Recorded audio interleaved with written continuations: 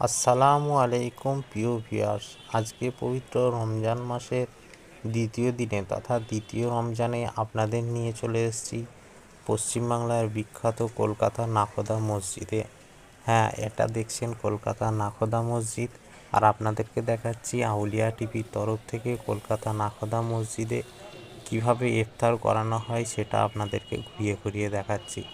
আপনারা যারা যারা ইফতার করেছেন তারা অবশ্যই জানাবেন যে নাখোদা মসজিদে ইফতার করা হয়।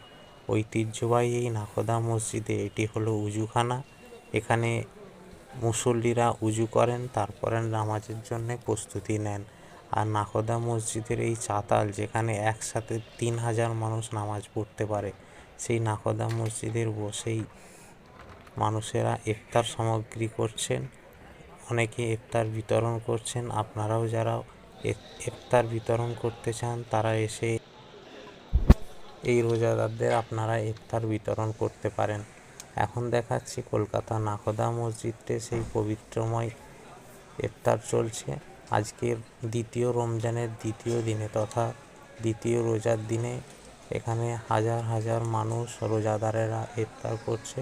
আপনারা কারা এই নাখোদা মসজিদে আসতে চান অবশ্যই কমেন্ট করে জানাবেন।